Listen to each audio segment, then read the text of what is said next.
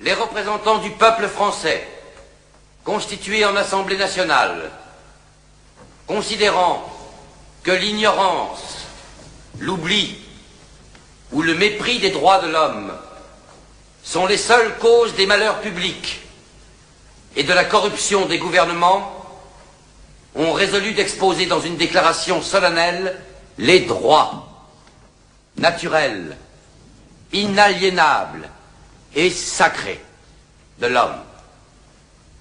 Je vous demande de vous lever, messieurs.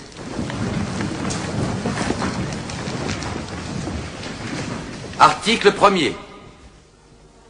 Les hommes naissent et demeurent libres et égaux en droit.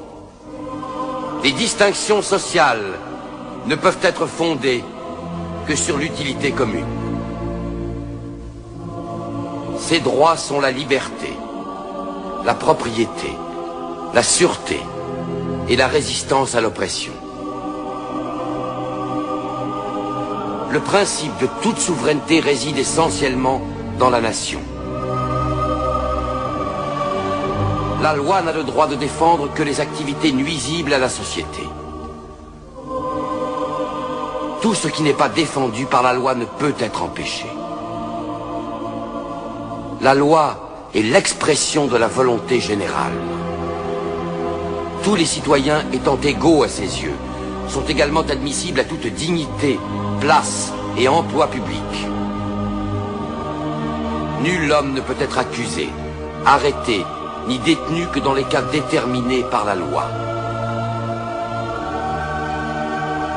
Tout homme est présumé innocent jusqu'à ce qu'il ait été déclaré coupable. Nul ne doit être inquiété pour ses opinions, même religieuses. La libre communication des pensées et des opinions est un des droits les plus précieux de l'homme. Tout citoyen peut donc parler, écrire, imprimer librement, sauf à répondre de l'abus de cette liberté dans les cas déterminés par la loi. La garantie des droits de l'homme et du citoyen nécessite une force publique. Cette force est donc constituée pour l'avantage de tous. La propriété étant un droit inviolable et sacré, nul ne peut en être privé, si ce n'est lorsque la nécessité publique, légalement constatée, l'exige évidemment.